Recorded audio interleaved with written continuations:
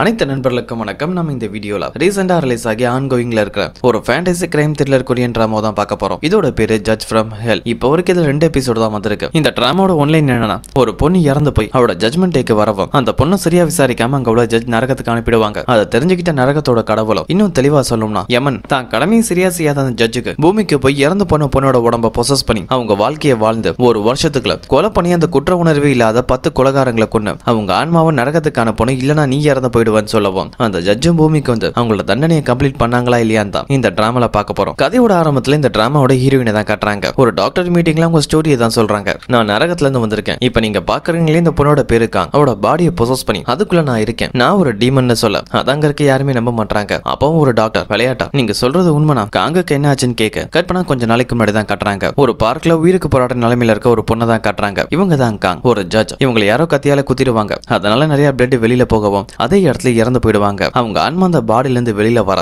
கீழே உள்ள அவங்க பாடியை பார்த்துட்டு அவங்க இறந்து போனதை புரிஞ்சுக்கவும் அப்ப சடனா நிறைய ஃபிளவர்ஸ் ப்ளூம் ஆகி ஒரு வழி உருவாக அங்க ஒரு கேட் வருது. அந்த கேட் வழியா ஒரு ரூம் வர இத ஃபேக்கல் இல்ல ஜட்ஜ்மெண்ட் ஹெல்னு கூட சொல்லுவாங்க. ஒவ்வொரு தப்பு பண்ணவங்களுக்கு தண்டனை கொடுக்க ஒவ்வொரு ரூம் இருக்கும். இது கொலை பண்ண குற்றவாளிக்கான தண்டனை கொடுக்கிற இடம். இதுவும் ஒரு கோர்ட் ரூம் மாதிரி தான். அங்க ஒரு ஜட்ஜும் இருப்பாங்க. இவங்களுக்கு பல பேர் இருக்கு. ஜஸ்டியா, டீமன், டெவில்னு கூட சொல்லலாம். நம்ம இவங்களை ஜஸ்டியான்னு சொல்லுவோம். அடுத்து வாலா இவங்களோட அசிஸ்டன்ட். ஜஸ்டியாவோட ஆர்டர் வந்த உடனே ஹியூமன் சோல்ஸ் நரகத்துக்கு அனுப்புறதா இவனோட வேலையே. இவன் கையில ஒரு ஸ்பாட் இருக்கும். அத ஹெல் ஸ்பாட் இல்ல மேஜிக் ஸ்பாட்னு கூட சொல்லலாம். இப்ப கூட கொலை பண்ண ஒரு சோலுக்கான விசாரணை நடந்துட்டு இருக்கவும் ஜஸ்டியா அந்த சோலை நரகத்துக்கு அனுப்ப சொல்றாங்க. உடனே வேலைக்கும் ஹெல் ஸ்பாடால அவன் கையில உள்ள கத்தியோட கைப்பிடியால அந்த சோலோட நெத்தியில ஒரு சீல் வைக்க கொலைகாரங்க இருக்கிற நரகத்துக்கு போயிடுவான். அப்பதான் அங்க உள்ள காங் வரவும் நடக்கிறதெல்லாம் பார்த்து பயந்து போறாங்க. வேலைக்கும் காங்க பார்த்துட்டு இன்னைக்கான லிஸ்ட் கம்ப்ளீட் ஆயிடுச்சு, இந்த பொண்ணு எப்படி இங்க வந்தான் குழப்பத்துல இருக்க. ஜஸ்டியாவும் அந்த காங்க ஒரு கொலைகாரின்னு நினைக்கிறாங்க. காங்கும் நான் ஒரு ஜட்ஜ் எந்த ஒரு தப்புமே பண்ணல, நான் பார்க்ல இருக்கும்போது சடனா ஒரு ஆளு வந்து என்ன கத்தியால கொண்டுட்டான்னு சொல்லவும் ஜஸ்டியா அதை நம்பல. பூமியில கொலை பண்ண ஆளுங்களால மட்டும்தான் இங்க வர முடியும். என்கிட்ட உண்மையை சொல்லு, நீ ஒரு கொலை பண்ணியிருந்தா 20 வருஷம் நரகத்துல இருக்கணும், இல்ல அதுக்கு மேல பண்ணியிருந்தா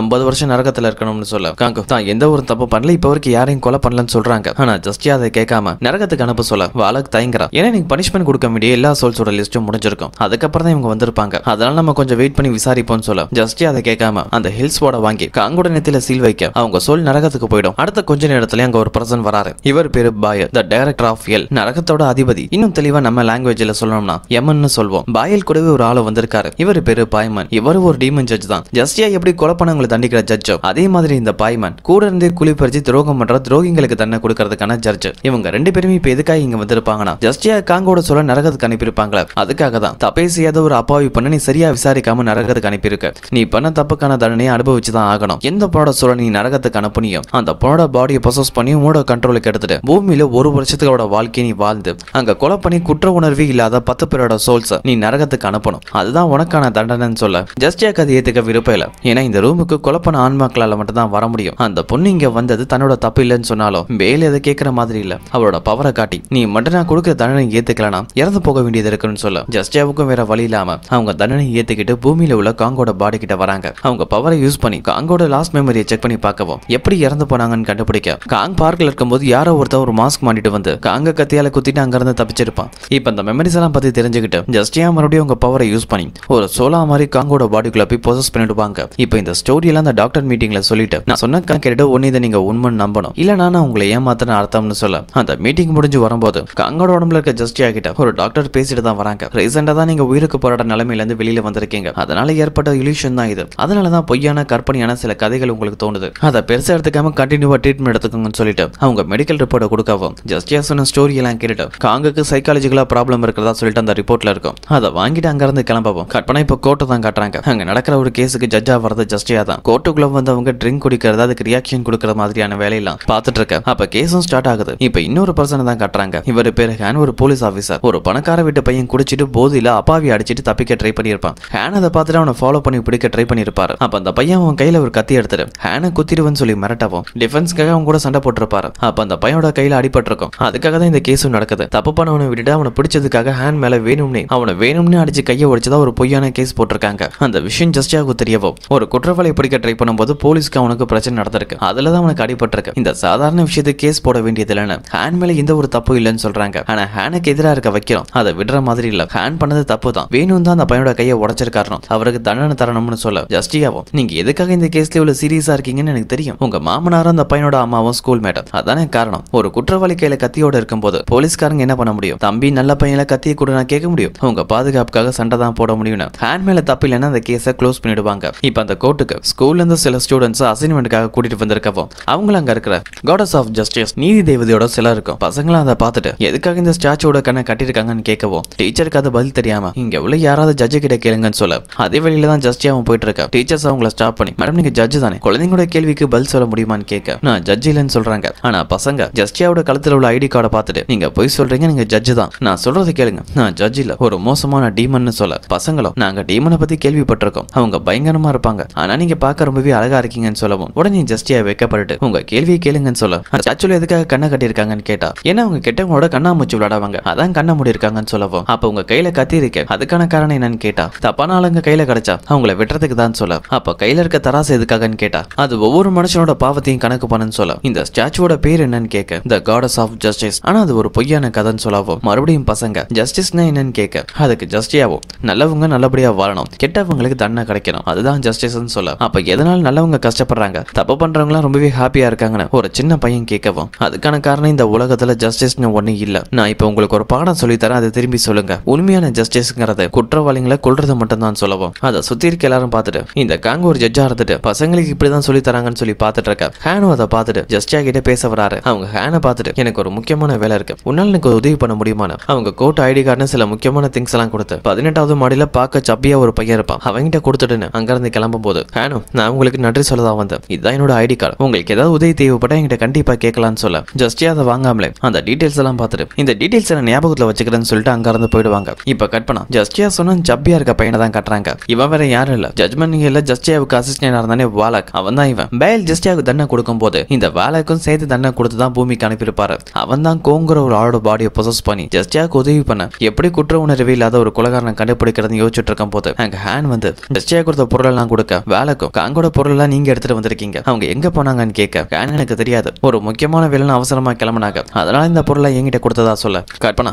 ஜஸ்டியா ஒரு சர்ச்சுக்கு தான் வந்திருப்பாங்க. உள்ள வந்த உடனே அவங்களால சரியா எதுவும் பார்க்க முடியல, ஏன்னா இவங்க எல்லா ஜட்ஜாவே இருந்தாலும் இவங்கள ஒரு டீமன் தான், அதனாலதான் சர்ச்சுக்குள்ள வரும்போது அங்க உள்ள ஜீசஸோட ஸ்டாச்சு எதையும் அவங்க கண்ணால பார்க்க முடியல, அதனால உடனே ஒரு கூலிங் கிளாஸ் எடுத்து மாட்டிட்டு அவங்க கண்ணை கவர் பண்ணிடுவாங்க. இப்ப எதுக்காக ஜஸ்டியா இங்க வந்திருப்பாங்கன்னா சர்ச்சில் ப்ரே பண்ணிட்டு இருக்க மின்னு ஒரு பொண்ணை பார்க்க தான். இந்த மின்னோட பாய் ஃப்ரெண்ட் இவங்களை அடிச்சு டார்ச்சர் பண்ணி அபியூஸ் பண்ணிருப்பான், அவனுக்கு எதிராக கேஸ் நடந்துட்டு இருக்கு. அந்த டைம்ல மின் அவனுக்கு தண்டனை தர வேணான்னு நான் பனிஷ்மெண்ட் லெட்டர்னு ஒன்று கொடுத்திருப்பாங்க, அதை பத்தி தெரிஞ்சுக்கதான் இங்க வந்திருக்கவும் அந்த மின்னும் ஒரு கேஸ் நடக்கும்போது அது சம்பந்தப்பட்ட ஆளுங்களை ஜட்ஜ் மீட் பண்ணக்கூடாது, அது தப்புன்னு சொல்லிட்டு அங்க இருந்து போகவும் ஜஸ்டியாவும் பின்னாடியே ஃபாலோ பண்ணிட்டு வந்து நான் உனக்கு உதவி பண்ணதான் வந்திருக்கேன், என்கிட்ட நீ உண்மையை சொன்னா மட்டும்தான் என்னால உதவி செய்ய முடியும்னு சொல்ல மின் என்னால எதுவும் சொல்ல முடியாதுன்னு பக்கத்துல போலீஸ் இருப்பாங்க, அவங்கள வர சொல்லி இவங்க யாருன்னு எனக்கு தெரியாது என்ன ஃபாலோ பண்ணி வராங்கன்னு சொல்லப்போ அந்த போலீஸ் ஜஸ்டியாவை விசாரிக்கவும் என்னோட பேரு காங், நான் ஒரு ஜட்ஜ், ஒரு கேஸ் விஷயமா தான் இந்த பொண்ணை பார்க்க வந்ததா சொல்ல அந்த ஆபீசர்ஸ் ஐடி கார்டை காட்ட சொல்றாங்க. ஆனா வரும்போதே கோர்ட்டோட ஐடி கார்டை ஹேண்ட் கொடுத்துட்டு வந்திருப்பாங்களே, அதனால என்கிட்ட கோர்ட் ஐடி கார்டு இல்ல, ஆனா என் பர்சனல் ஐடி கார்டு இருக்கு, அதை செக் பண்ணி பாருங்கன்னு அவங்க ஹேண்ட் பேக்ல இருக்கிறத கீழே கூட்டவும் அதுல இருக்க ஐடி கார்டு மட்டும் இல்ல மெடிக்கல் ரிப்போர்ட்டும் போலீஸோட கையில கிடைக்குது. இவங்களுக்கு தான் சைக்காலஜிக்கல் ப்ராப்ளம் இருக்கதா ரிப்போர்ட்ல இருந்திருக்குமே, அதை பார்த்துட்டு போலீஸ் அவங்கள கூட்டிட்டு போக கட் பண்ணி இப்ப ஹேண்ட் வேலை பார்க்குற போலீஸ் ஸ்டேஷனை தான் காட்டுறாங்க. அங்கதான் அவங்க அம்மாவும் ஒரு டேட்டிவா இருக்காங்க, உங்க பேர் தான் கிம், பையன் மேல போட்ட பொய்யான கேஸ்ல இருந்து வெளியே வந்துட்டான்னு தெரியவும் சந்தோஷமா இருக்க.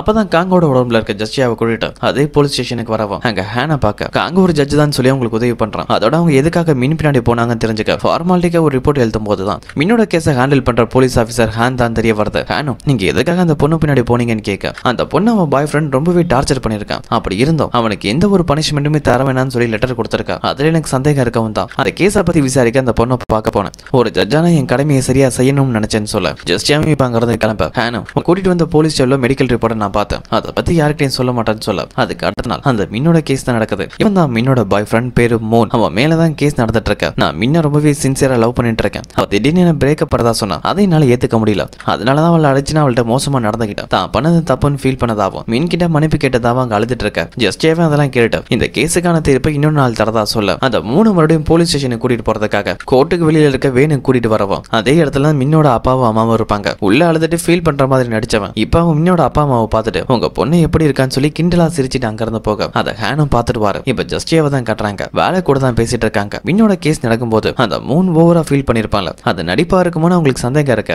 இந்த ஒரு கேஸ்க்கு எவ்வளவு டைம் எடுத்துக்கிட்டா ஒரு வருஷத்துக்குள்ள 10 பேர் எப்படி நரகத்துக்கு அனுப்புறதுன்னு குழப்பத்துல இருக்கவும் அப்ப வழக்கு ஒரு ஐடியா கொடுக்குறான். பெயில் சொன்னது என்ன, கொலைப்பனா 10 பேரை நம்ம நரகத்துக்கு அனுப்பணும் தானே, பேசாம யாராவது 10 பேரை கொலைப்பனா ஒரு சீரியல் கில்லர் கண்டுபிடிச்சு நம்ம கொலை பண்ணிட்டோம்னா அதுவும் 10 பேர் நரகத்துக்கு அனுப்பினது சமந்தான்னு சொல்ல ஜஸ்டியாவுக்கு இது நல்ல ஐடியா தான் இருக்குது. ஆனா சீரியல் சீரியல் கில்லர் எப்படி கண்டுபிடிக்கிறதுன்னு கேட்டா அதுக்கு ஒரு கேவலமான ஐடியா கொடுக்குறாரு. நம்ம சிசிடிவி வாட்ச் பண்ணி அது மூலமா கண்டுபிடிக்கலாம்னு சொல்ல அதை கேட்ட உடனே ஜஸ்டியா கோவப்படவும் வேலைக்கு அங்கிருந்து கிளம்பிடுவான். அப்பதான் ஹேண்ட் கிட்ட இருந்து கால் வருது. அவனை வந்து மீட் பண்ண அந்த மூணு ஒன்னும் நல்லவன் இல்ல. கோர்ட்ல எல்லாருக்கும் முன்னாடி அழுது நடிச்சிருக்கான். ஆனா அவனை ஸ்டேஷனுக்கு கூட்டிட்டு போகும்போது மின்னோட பேரண்ட்ஸை பார்த்துட்டு அவன் கிண்டல் பண்ணிட்டாங்கிறத போனா அவனை மட்டும் வெளியில விட்டா மறுபடியும் மின்னுக்கு தான் பிரச்சனை. அவங்க பேரண்ட்ஸுக்கும் தொல்லை கொடுப்பான். நீங்க மட்டும் நெக்ஸ்ட் ஏறிங்களா அவனுக்கு பெருசா தண்டனை கொடுத்தீங்கன்னா மின்னுக்கு அவங்க குடும்பத்துக்கு உதவி பண்ண முடியும்னு சொல்ல ஜஸ்டியாவும் இந்த கேஸை பத்தி எதுவும் எனக்கு முழுசா தெரியாம என்னால யாருக்கு தண்டனை தர முடியாது. அந்த மூணு பத்தி நான் தெரிஞ்சுக்கணும்னா மின்னோட பேரண்ட்ஸை மீட் பண்ணணும்னு சொல்ல ஹேன் அதுக்காக ஒரு மீட்டிங் ரெடி பண்றான். அங்க ஜஸ்டியாவும் வராங்க. அந்த மூணு பத்தி தான் கேட்கறாங்க. அவன் ரொம்பவே ஆபத்தானவனா இருக்கும்போது உங்க பொண்ணு எதுக்காக அவனுக்கு தண்டனை தர வேணாம்னு சொல்லி நான் பனிஷ்மெண்ட் லெட்டர் கொடுத்தான்னு கேட்கவும் மின்னோட பேரண்ட்ஸும் அதுக்கும் காரணம் அந்த மூணு தான். என் பொண்ணு மின்ன மிரட்டி தான் அப்படி ஒரு லெட்டர் கொடுக்க வச்சிருக்கான்னு சொல்லவும் ஜஸ்டியா வந்து ஸ்டோரி எல்லாம் கேட்டதுக்கு அப்புறம் அழுகிற மாதிரி நடிச்சு நீங்க எதுக்காகவும் கவலைப்படாதீங்க அவனுக்கான தண்டனை கிடைக்கும்னு சொல்லிட்டு அங்க இருந்து ஜாலியா மறுபடியும் கோர்ட்டுக்கு தான் சந்தோஷமா வராங்க. அப்ப அங்க ஒரு சீனியர் ஆபீசர் வராரு. ஜஸ்டியாவை ஸ்டாப் பண்ணி காங் நான் சொல்றதை கேளு. உன் நடவடிக்கை கொஞ்ச நாளா சரியில்லை. கோர்ட்ல ஒரு ஜட்ஜு மாதிரி நடந்துக்கோன்னு பார்த்தா கிண்டர் கார்டன் குழந்தை மாதிரி நடந்துட்டு இருக்க. உன் சேட்டு அதிகமாயிட்டே இருக்கு. நீ பண்ணது தப்புன்னு சொல்லி மன்னிப்பு கேளு. இல்லைன்னா நான் கண்டிப்பா உன்னை மன்னிக்க மாட்டேன்னு சொல்லவும் ஜஸ்டியா அதெல்லாம் சீரியஸா எடுத்துக்காம அங்க இருந்து கிளம்ப அங்க உள்ள ஆபீசர்ஸ் எல்லாம் அதை பார்த்துட்டு காங் கத்தி குத்து வாங்கினதுக்கு அப்புறம் அவங்க பிஹேவியர் ரொம்பவே சேஞ்ச் ஆயிடுச்சுன்னு பேசிட்டு இருக்க. இப்ப வாழக்கை தான் காட்டுறாங்க. சைக்கோ கில்லர்ஸ் தேடி கொள்ளலாம்னு சொல்லி ஒரு ஐடியா கொடுத்துருப்பானே அதுக்காக எதுவும் சைக்கோ கில்லர் மாட்டுவானான்னு சொல்லி இன்டர்நெட்ல சர்ச் பண்ணிட்டு இருக்கவும் அங்க ஜஸ்டியாவும் ரொம்பவே ஹாப்பியா வராங்க. வாழக்கை அதை பார்த்துட்டு நீங்க ரொம்பவே ஹாப்பியா இருக்கீங்களா அதுக்கு காரணம் என்னன்னு கேட்டா என்னோட ஃபர்ஸ்ட் டார்கெட் கிடைச்சிட்டான்னு சொல்லிட்டு மூணோட பேரை சொல்ல வேலைக்கும் அந்த கேஸை பத்தி நானும் கேள்விப்பட்டேன். அந்த மூணு இப்போ வரைக்கும் மின்னுங்கிற பொண்ண டார்ச்சர் தான் பண்ணிருக்கான். யாரையும் கொலை பண்ணல. அப்ப எப்படி அவனை நம்மளால கொல்ல முடியும்னு கேட்க ஜஸ்டியா அதுக்கு தாங்கிட்ட ஒரு பிளான் இருக்கிறதா சொல்ல மின் கேஸ்ல அடுத்த ஹியரிங் நடக்க ஆரம்பிக்குது.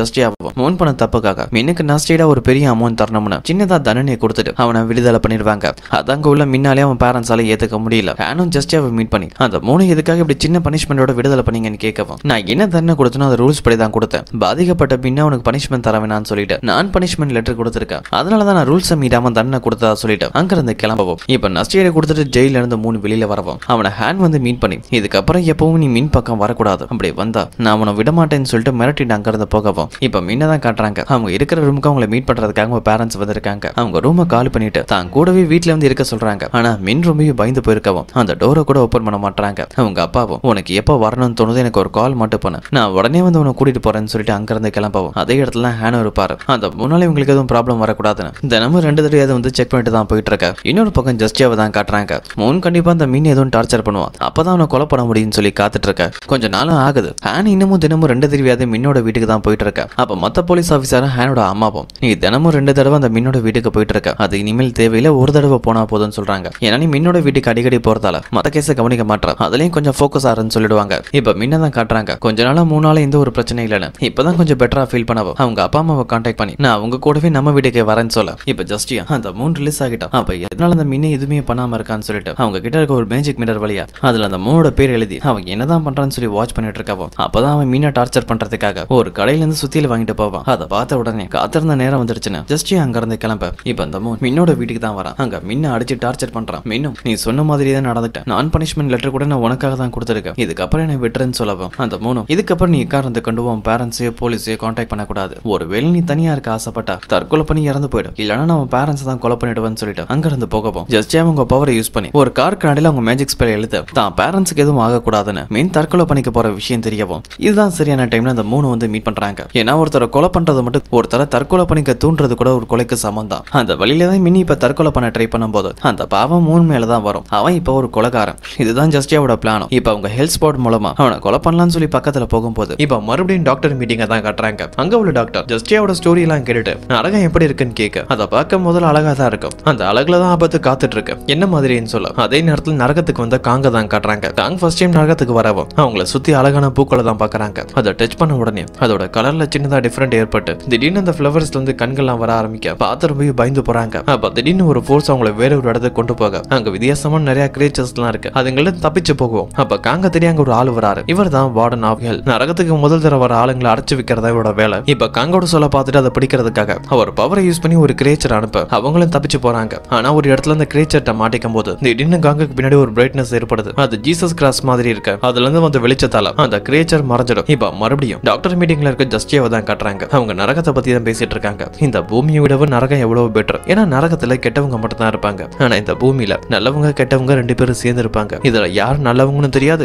யாரும் கெட்டவங்களும் தெரியாதுன்னு சொல்ல கட் பண்ண இப்ப பிரசன்ட் டைம் தான் காட்டுறாங்க. ஜஸ்டியா அந்த 3 கொலை பண்ண போகும்போது அந்த டைம்ல ஹேன் அங்க வந்துருவாரு. ஹேன் இப்ப இங்க வரதுக்கான காரணம் என்னன்னா மின்னோட பாதுகாப்புக்காக ஹேன் தினமும் மின்னோட வீட்டுக்கு போயிட்டு தான் இருப்பாரு. அப்படிதான் இன்னைக்கு மின்னோட வீட்டுக்கு போகும்போது அவங்க தற்கொலைக்கு ட்ரை பண்ணிருப்பாங்க. ஹேன் தான் கரெக்டான டைம்ல போய் அவங்கள காப்பாத்தவும் அவங்க நிலைமைக்கு கண்டிப்பா காரணம் இந்த மூணா தான் இருக்கணும்னு அவனை தேடி வந்திருக்கவும் இப்ப மூணு அடிக்க ட்ரை பண்ண அவனும் நீங்க ரூல்ஸுக்கு அகைன்ஸ்டே அடிச்சா அதெல்லாம் உங்க வேலை கூட ஆபத்து வரலாம்னு சொல்ல ஹேன் அதை பத்தி கவலைப்படல. ஏன் வேலையே போனாலும் பரவாயில்லன்னு அந்த மூணு அடிக்க போகும்போது ஜஸ்டியா தடுத்துருவாங்க. அதே டைம் ஹேன் கூட வேலை பார்க்குற மத்த குலிக்ஸ் அங்க வராங்க. அந்த இடத்துல ஜஸ்டியாவை பார்த்துட்டு இன்வெஸ்டிகேஷனுக்காக மூணு கூட்டிட்டு போகவும் அப்ப ஹேனும் அங்க இருந்து கிளம்புறான். போகும்போது ஜஸ்டியாவை பார்த்து என் கூட வர முடியுமான்னு கேட்க ஜஸ்டியா அவனோட கார்ல ஏறிக்கிறாங்க. ஆனா உள்ள ஜீசஸ் கிராஸ் இருக்கு, அது அவங்களால டைரக்டா பார்க்க முடியலன்னு கூலிங் கிளாஸ்ல மாட்டிக்கிட்டு உனக்கு கடவுள் மேல அவ்வளவு நம்பிக்கையா, கடவுளை நம்மதான் சொர்க்கத்துக்கு போக முடியும் நம்புறியான்னு கேட்க எனக்கு சொர்க்கத்துக்கு போக வேண்டியது இல்லைன்னு சொல்லிட்டு ஜஸ்டியா கிட்ட நீங்க இந்த டைம் மூணு மீட் பண்ண என்ன காரணம்னு கேட்க அந்த மூணு நான் தான் ரிலீஸ் பண்ண அவனோட பிஹேவியர் எப்படி இருக்குன்னு தெரிஞ்சுக்கதான் அவனை ஃபாலோ பண்ணி வாட்ச் பண்ணிட்டு இருந்ததா சொல்லவும் ஹேனாங்கிறது ஜஸ்டியாவை மின்னோட வீட்டுக்கு தான் கூட்டிட்டு வரான். அங்க நிறைய பொருள் உடஞ்சிருக்கு, நிறைய இடத்துல மின்னோட பிளட் இருக்கு. அவங்க தற்கொலை பண்ணிக்கிறதுக்காக ட்ரை பண்ண அந்த ரோப்பு அங்கதான் இருக்கு. இந்த வீட்டை பாருங்க, இந்த நிலைமைக்கெல்லாம் காரணமே நீங்க தான். நீங்க மட்டும் அந்த மூணுக்கு தண்டனை கொடுத்திருந்தீங்கன்னா மின்ன உங்க குடும்பமும் நிம்மதியா இருந்திருப்பாங்க. ஆனா இப்ப மின் தற்கொலை பண்ணிக்க நீங்களும் ஒரு வகையில காரணம்னு சொல்ல ஜஸ்டியா நான் ஒருவேளை அவனுக்கு தண்டனையை கொடுத்திருந்தாலும் அதுக்கு பட்சம் 1 வருஷம் தான் கிடைக்கும். அதை முடிஞ்சு மறுபடியும் வந்து அவன் மின்ன டார்ச்சர் பண்ணிருப்பான். அப்படி நடந்திருந்தா கூட 1 வருஷம் அவங்க நிம்மதியா இருந்திருப்பாங்க. அவங்களுக்கு சட்டத்தை மேல நம்பிக்கை இருந்திருக்கும். நீங்க போன தடவை அந்த மூணை காப்பாத்திருக்கலாம். ஆனா இந்த தடவையாவது ஒரு நேர்மையான ஜட்ஜி கிட்ட தான் அவனுக்கு தண்டனை கிடைக்குன்னு சொல்லிட்டு அங்கிருந்து கோவமா கிளம்பினவன் போலீஸ் ஸ்டேஷனுக்கு இன்வெஸ்டிகேஷனுக்கு தான் வரான். அங்கதான் மூணு இருக்கான். மூணு கிட்ட நீ எதுக்காக மறுபடியும் மின்ன மீட் பண்ண போனேன்னு கேட்டா மின்தா என்ன கால் பண்ணி வர சொன்னதா சொல்லவும் அப்ப எதுக்காக இந்த ஹேமர் கொண்டு போன, ஏன்னா இதே மின்தா வாங்கிட்டு வர சொன்னா அதனாலதான் வாங்கிட்டு போனதா மூணு சொல்லப்போ அப்ப மின் தற்கொலை பண்ணிக்க காரணம் என்னன்னு கேட்டா அந்த மூணு எதுவுமே தெரியாத மாதிரி மறுபடியும் பர்ஃபார்மன்ஸ் பண்ண ஆரம்பிக்கிறான். மின் தற்கொலை பண்ணிக்க ட்ரை பண்ணலாம், அவளை காப்பாத்தினீங்களா, அவ இல்லைன்னா என் வாழ்க்கையே கிடையாதுன்னு சொல்லிட்டு இருக்க. இதெல்லாம் நடிப்புன்னு போலீஸ் ஆஃபீஸருக்கும் தெரியும். ஆனா அவங்களால எதுவும் பண்ண முடியாது. ஏன்னா இந்த மூணு மேல இப்ப வரைக்கும் யாரும் கேஸ் கொடுக்கல. ஒரு டவுட்ல தான் இன்வெஸ்டிகேஷனுக்காக கூட்டிட்டு வந்திருப்பாங்க. ஹேனோட அம்மா கிம்மோ ரொம்பவே கில்ட்டியா இருக்காங்க. அதுக்கான காரணம் மின்னுக்கு ஆபத்து இருக்குன்னு தெரிஞ்சு ஹேன் தினமும் 2-3 தடவையாவது அவங்க வீட்டுக்கு செக் பண்ண போயிருப்பான். அப்ப கிம் தான் இனிமேல் 3 நாள் எந்த ஒரு பிரச்சனையும் வராது, நீ ஒரு தடவை போனா போதுன்னு சொல்லியிருப்பாங்க. தான் பையன் ஹேனை மட்டும் தடுக்காம இருந்திருந்தா அந்த பொண்ணு மீன் தற்கொலைக்கு ட்ரை பண்ணிருக்க மாட்டானு கில்ட்டியா ஃபீல் பண்ணிட்டு இந்த தடவை அந்த மூணு தப்பிக்க கூடாது, கரெக்டா எல்லா எவிடன்ஸோட நான் அரெஸ்ட் பண்ணணும்னு சொல்லி பேசிட்டு இருக்கேன். அந்த மூணு அங்க இருந்து கிளம்புறான். அப்ப பின்னாடி வந்த ஹேனோ நீ உன் வீட்டுக்கு தானே போற,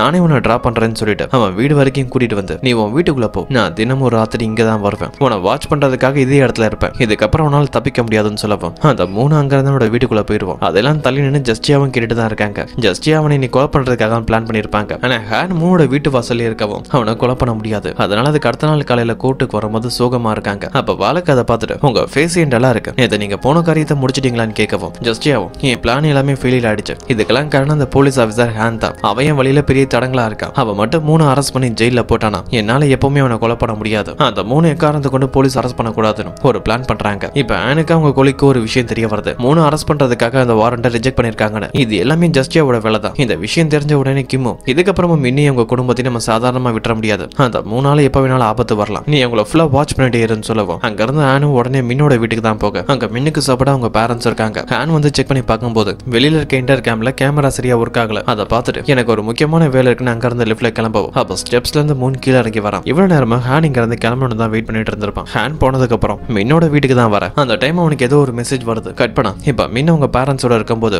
காலிங் பெல் சவுண்ட் கேக்குது. இன்டர் கேம் செக் பண்ணி பார்த்தா அது சரியா ஒர்க் ஆகாதால வெளியில யாரு இருக்காங்கன்னு தெரியல. அந்த மூந்தாம் மறுபடியும் டார்ச்சர் பண்றதுக்காக வந்திருப்பானு மீன் பயந்து போகவும் அதை பார்த்துட்டு அவங்க அப்பா அவரோட வைஃப் கிட்ட நீ நம்ம பொண்ணும் பாதுகாப்பா இருக்க, இந்த ப்ராப்ளம் இதோடவே முடிக்கிறேன்னு சொல்லிட்டு கிச்சன்ல இருந்து ஒரு கத்தி எடுத்துட்டு கதவை வேகமா திறந்துட்டு மூணு நினைச்சு கத்தியால வேகமா குத்த போகவும் அங்க இருந்தது ஹேன் தான். ஜஸ்ட்ல எஸ்கேப் ஆகவும் மின்கிட்டே அவங்க பேரண்ட்ஸையும் பேச ஆரம்பிக்கிறாரு. இந்த ஸ்மார்ட் வாட்ச் எல்லாம் உங்களுக்காக தான் வந்திருக்கேன், இது மூலமா எப்பவுமே நீங்க இருக்கிற இடத்த நல்லா ட்ராக் பண்ண முடியும், உங்களால நான் கான்டாக்ட் பண்ண முடியும்னு சொல்ல அப்ப மின்னும் இந்த ப்ராப்ளம்க்குலாம் காரணமே நான் ஒரு தப்பான ஆளை காதலிச்சதால தான் நானும் ப்ராப்ளம்ல மாட்டிக்கிட்டேன், என் அப்பா அம்மாவும் ப்ராப்ளம்ல மாட்டிக்கிட்டானு கில்ட்டியா ஃபீல் பண்ணிட்டு இருக்கவும் அப்பதான் ஹேனுக்கு கால் வருது. அதை அட்டன் பண்ணி பேசினா அதுல மூணு இறந்து போயிட்டான்னு சொல்ல அப்படியே கட் பண்ணா ஜஸ்டியாவை தான் கட்டுறாங்க. அவங்க கேபின்குள்ள வரும்போது ரொம்பவே ஹாப்பியா வரவும் அவங்க கூட வேலை பார்க்குற ஒரு லேடி கொலிக இருப்பாங்க. அவங்க ஜஸ்டியாவை பார்த்துட்டு மேடம் காங் இன்னைக்கு நீங்க பார்க்க ரொம்பவே ஹாப்பியா இருக்கீங்களே, அதுக்கான காரணம் என்னன்னு கேட்டா இன்னைக்கு நடந்த கேஸ்ல நான் ஒரு நல்ல ஜட்மெண்ட் கொடுத்துட்டேன்னு சொல்லிட்டு அவங்க கேபின்குள்ள போயிடுவாங்க. அப்பதான் காட்டுறாங்க ஜஸ்டியா இந்த அளவு ஹாப்பியா இருக்கேன்னா காரணம்னு. அப்படியே கட் பண்ணா நேத்து என்னதான் நடந்துச்சுன்னு காட்டுறாங்க. இந்த மூணு மின்னோட வீட்டுக்கு நேற்று ராத்திரி தான் போயிருப்பான். அப்படி அவன் போகும்போது அவனுக்கு திடீர்னு ஒரு மெசேஜ் வந்திருக்கும். அந்த மெசேஜும் மின்னோட பேர்ல தான் வந்திருக்கு. அந்த நம்பருக்கு கால் பண்ணி பேசினா லைன்ல மின் தான் நமக்குள்ள நடக்கிற ப்ராப்ளமா நம்மளே பேசி தீர்த்துக்கும், நான் சொல்ற இடத்துக்கு வான்னு சொல்லவும் மூன் ஒருவேளை அங்க வந்து நீ ஏமாத்தலாம் ட்ரை பண்ணா நான் அப்பாவையும் அம்மாவையும் கொண்டுருவேன்னு சொல்லிட்டு மின் சொன்ன அந்த அட்ரஸுக்கு வரான். அது ஒரு கன்ஸ்ட்ரக்ஷன் பிளேஸ். அங்க அதிகமா ஆளுங்களை எல்லாம் அங்க இருக்க ஒரு வீட்டுக்குள்ள வரவும் அங்க இருக்கிறது ஜஸ்டியா தான். மூணும் ஜஸ்டியாவை பார்த்துட்டு நீங்க இங்க என்ன பண்றீங்க, நான் அந்த மின்ன தான் தேடி வந்தேன், அவ எங்க பயந்து ஒளிஞ்சிருக்கலான்னு கேட்கவும் அப்பதான் வேலைக்கு அங்க வந்து மின்னோட வாய்ஸ்ல பேசுறான். மின்னோட பேர்ல மூணுக்கு மெசேஜ் அனுப்பி என்னோட வாய்ஸ்லயே பேசி அவன் இங்க வர வச்சதே வேலைக்கு தான். இப்ப ஜஸ்டியா கிட்ட என்னோட வேலை முடிஞ்சிடுச்சு, அங்க இருந்து கிளம்பவும். அப்ப ஜஸ்டியா உன் தண்டனைக்கான டைம் வந்துருச்சுன்னு சொல்லிட்டு ஹெல்ஸ்போர்ட வர வைக்கவும். அதை பார்த்து அவன் பயந்து போறான். அங்க இருந்து தப்பிக்கிறதுக்காக போகும்போது திடீர்னு வேற ஒரு ரூம்குள்ள வரான். அந்த இடமே டோட்டலா டிஃபரெண்டா இருக்கு. அங்க ஜஸ்டியா வராங்க. நீ இருக்கிறது என்னோட உலகத்துலன்னு சொல்லிட்டு அவன் ஒரு இலூஷன்களை கொண்டு போய் அவன் மைண்டை கண்ட்ரோல் பண்றாங்க. அதாவது இப்ப அந்த மின்னோட இடத்துல 3 இருக்கா, 3 இடத்துல ஜஸ்டியா இருக்கவும் 3 எப்படிலாம் அந்த பொண்ணை டார்ச்சர் பண்ணிருப்பானோ அதே மாதிரி ஜஸ்டியா அவனை டார்ச்சர் பண்ண ஆரம்பிக்கிறாங்க. அந்த வேதனை எல்லாத்தையுமே அந்த இலூஷன் மூலமா காட்டிட்டு வெளியே கொண்டு வந்துருவாங்க. அவனும் ரொம்ப பயந்து போய் நீங்க யாருன்னு கேட்க நான் ஒரு டீமன் எல்ல இருந்து வந்திருக்கேன், உன்ன மாதிரி கொலைகாரங்க எல்லாத்தையுமே நரகத்துக்கு அனுப்புறதா என்னோட வேலைன்னு சொல்லவும். ஆனா நான் இப்ப வரைக்கும் யாரையுமே கொலை பண்ணல, இன்னும் உயிரோட தான் இருக்கான்னு சொல்லவும். ஒருத்தங்களை கொலை பண்றதை மட்டும் இல்ல அவங்களை தற்கொலைக்கு தூண்டுறது கூட ஒரு வகையில கொலை தான். நீ அவ சோலை காயப்படுத்திருக்க, அதுக்கான தண்டனை கொடுக்க தான் நான் வந்திருக்கேன்னு சொல்லவும். அவன் பயத்துல ஜஸ்டியாவே கொலை பண்ணவும் அவங்களும் அப்படியே இறந்த மாதிரி நடிக்க திடீர்னு சடனா முழிச்சு பரவாயில்ல இந்த கேம் ஃபன்னா தான் இருக்குன்னு சொல்லிட்டு அவங்க டீமன் பவரை காட்ட ஆரம்பிக்கிறாங்க. அந்த 3 அடிச்சு டார்ச்சர் பண்ண ஆரம்பிக்கிறாங்க. அவனும் ஒரு கட்டத்துக்கு அப்புறம் அதை பொறுத்துக்க முடியாம தான் சாகிறதுக்கு தயாரா இருக்கிறதா சொல்லவும் ஹெல்ஸ் போர்டல் அவனை கொண்டுட்டு அவன் தலையில ஹெல்ஸ் போர்டல் சீலையை வைக்கவும் நரகத்தோட கதை ஓபன் ஆகி அவன் ஆன்மா நரகத்துக்கு போயிடும். அப்படியே கட் பண்ணி இப்ப பிரசன்ட் டைம் தான் காட்டுறாங்க. 3 டெட் பாடி அவன் இறந்து போன வீட்டுக்கு வெளியில தான் இருக்கவும் இன்வெஸ்டிகேஷனுக்காக அங்க போலீஸ் டிபார்ட்மெண்ட் ஆளுங்களை வராங்க.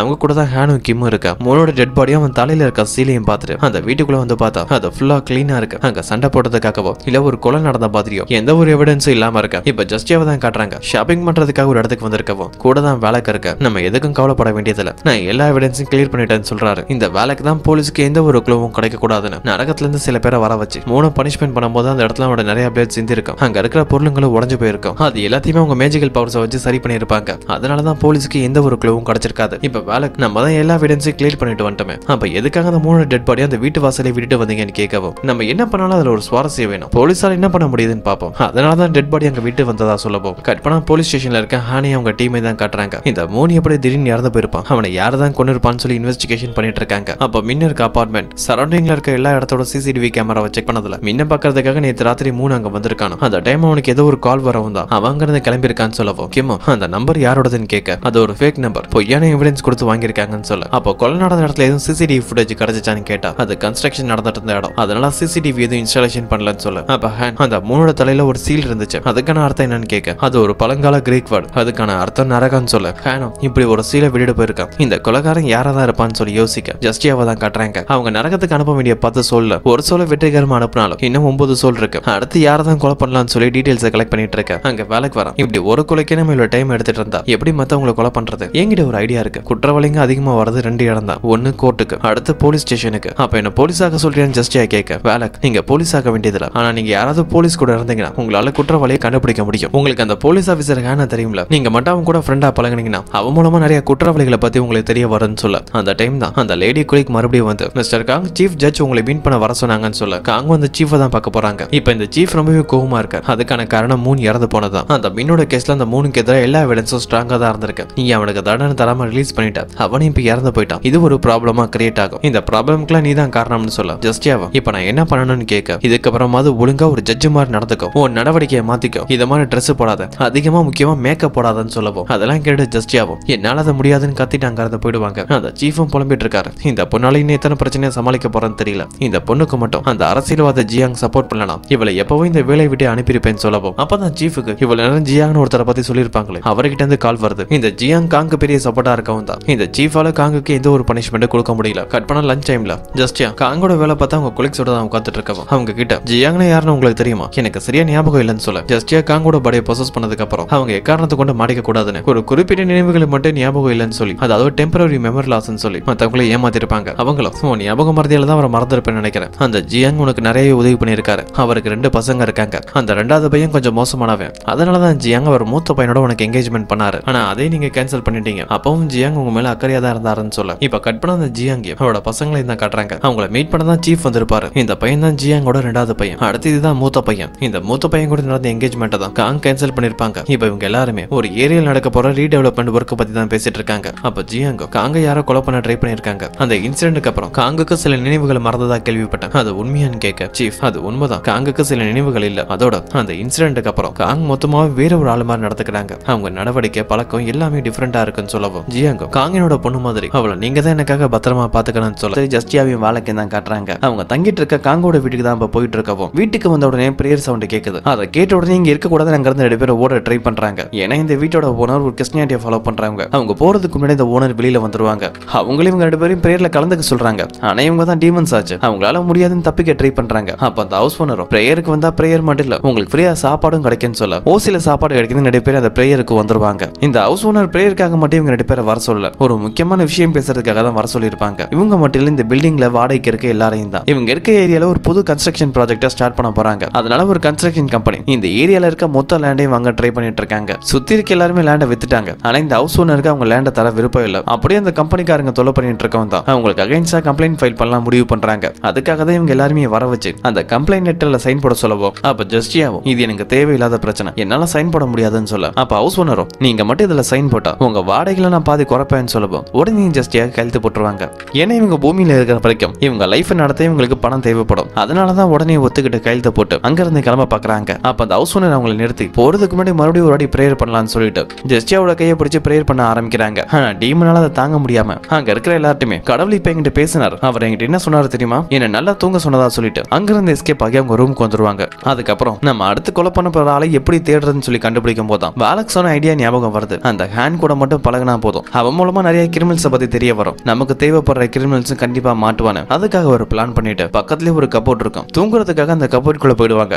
கற்பனை இப்ப ஹேனை தான் காட்டுறாங்க. அந்த மின் ஹேனை மீட் பண்றதுக்காக போலீஸ் ஸ்டேஷனுக்கு வந்திருக்காங்க. ஏன்னா 3 பிரச்சனையில மின்னுக்கு ரொம்பவே சப்போர்ட்டா இருந்தது ஹேன் தான். அதுக்காக தேங்க்ஸ் சொல்ல வந்திருக்கவும் ஜட்ஜுக்காக தன்னை மறுபடியும் மீட் பண்ண வந்ததா சொல்றாங்க. அதை கேட்ட உடனே அவங்க எதுக்காக திடீர்னு உங்களை மீட் பண்ண வராங்கன்னு கேட்கவும் கற்பனா மின் பிரேயர் பண்றதுக்காக சர்ச்சுக்கு வந்திருப்பாங்க. ஏன்னா இவங்க தான் அந்த 3 கிட்ட இருந்து தன்னை காப்பாத்தணும்னு கடவுள்கிட்ட நிறைய தடவை வேண்டி இருப்பாங்க. இப்ப அவன் இறந்து போகவும் தான் வேண்டனால தான் அவன் இறந்து போயிருப்பான்னு சொல்லி அவங்களுக்கே ஒரு குற்ற உணர்வுல இருக்கவும் அதுக்காக தான் மறுபடியும் பிரேயர் பண்ண வந்திருக்க. அப்ப அவங்களுக்கு பின்னாடி உட்கார்ந்திருந்த ஜஸ்டி அதெல்லாம் கேட்டு அவன் இறந்து போனதை நினைச்சு உனக்கு குற்ற உணர்வு தேவையில்லை. ஒருவேளை அந்த 3 இப்பவும் உயிரோட இருந்தா அவன் உன்னை அமைதியா வாழ விட்டுருப்பானா, இல்லனா அவன் அப்பாவையும் அம்மாவையும் தான் நிம்மதியா இருக்க விட்டுருப்பானா. அவனோட மரணம் அவனுக்கு கிடைச்ச தண்டனை, அதை பத்தி நீ கவலைப்பட வேண்டியதில்லை. எந்த ஒரு குற்ற உணர்வு இல்லாம நிம்மதியா அவன் வாழ்க்கையை வாழுன்னு சொல்ல இப்ப பிரசன்ட்ல இந்த விஷயம் எல்லாம் மீன் ஹான் கிட்ட சொல்லி ஜட்ஜுக்காக என்கிட்ட பேசிட்டு போனதுக்கு அப்புறம் தான் எனக்கு எந்த ஒரு கில்ட்டி இல்லாம நிம்மதியா இருக்க முடியுதுன்னு சொல்லிட்டு அங்கிருந்து போகவும் இப்ப ஹான் அவரோட வேலையை முடிச்சு ஸ்டேஷன்ல இருந்து வரும்போது சடனா வர வழியில ஜஸ்டியாக அந்த ட்ரக்குக்கு முன்னாடி வந்துருவாங்க. அவங்கள பார்த்துட்டு ஹான் நீங்க திடீர்னு எப்படி இங்க வந்தீங்க, என்ன பயமுறுத்திட்டீங்கன்னு சொல்லவும் நான் என்ன பண்றது, நான் அவனை கான்டாக்ட் பண்ண ட்ரை பண்ணா நீ நம்பரை பிளாக் பண்ணிட்டேன், மெசேஜ் பண்ணா ரிப்ளை பண்ணல, அதனாலதான் நீ வேலை பார்க்குற ஸ்டேஷனுக்கு கால் பண்ணி நம்ம 2 பேருமே காதலிக்கிறதா சொல்லி நீ இருக்கிற இடத்த பத்தி தான் தெரிஞ்சுக்கிட்டேன். சரி நம்ம 2 பேருமே ட்ரிங்க் பண்ணலாமான்னு கேட்க ஹான் தனக்கு அதுல விருப்பம் இல்லைன்னு சொல்லிட்டு அங்க இருந்து கிளம்புவோம். ஜஸ்டியா